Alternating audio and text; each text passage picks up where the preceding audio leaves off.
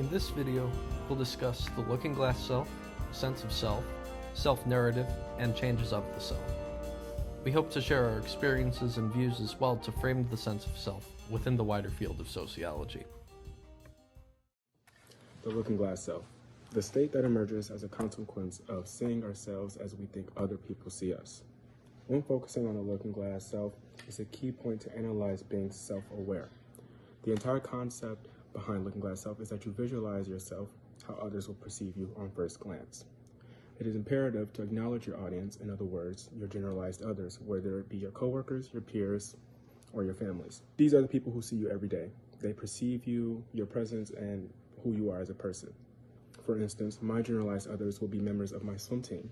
I compete with them, I go on long road trips with them, they see me for weeks at a time, so they get a good gist of who I am. And from that is how I decide to, in a way, act or carry myself. Another example would be Shrek in the very first movie. Shrek in that first movie was seen as an antagonist.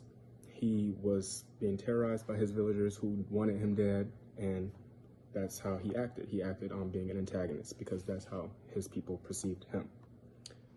Although we decide to pick and choose identities people give us, the identities we disregard in our favor subconsciously have influence on us. This ties to the sense of self because we tend to remember the good memories and forget the bad ones. For example, if I'm told my hair was ugly by one person, I may choose to disregard their opinion and forget about that.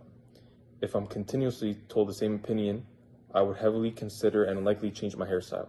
On the other hand, if I were to receive a compliment on my hairstyle, I would be quick to accept the compliment and feel good about myself, and I would likely remember the compliment, especially if I was continuously complimented on my hair.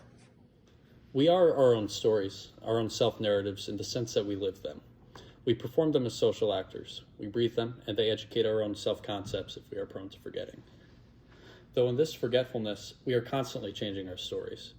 It's not necessarily lying, as we are dynamic as individuals and people. We recall memories based on the last time we recalled the memory.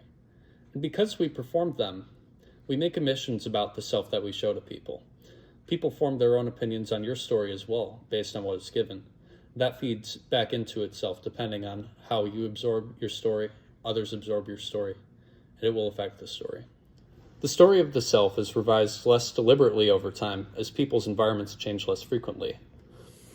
Now, referring back to the changing nature of memories, this is something actually being brought up by professionals to court officials all over the topic of how unreliable witness testimonies are. In fact, right after crimes have been committed or traumatic events have occurred, anything like that, most officials nowadays will actually have you not remember the event itself immediately in order to gain a more intact memory that you have of the event.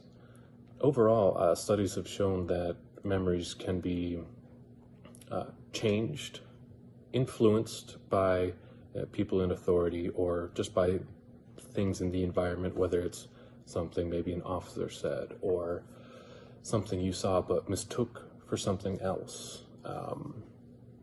And all of this research is piling up to just show us that eyewitness testimony is unreliable. And even though for the longest time courts used it as a substantial backing piece of evidence for whatever cases they were trying to prove, nowadays professionals are trying to get the courts away from that.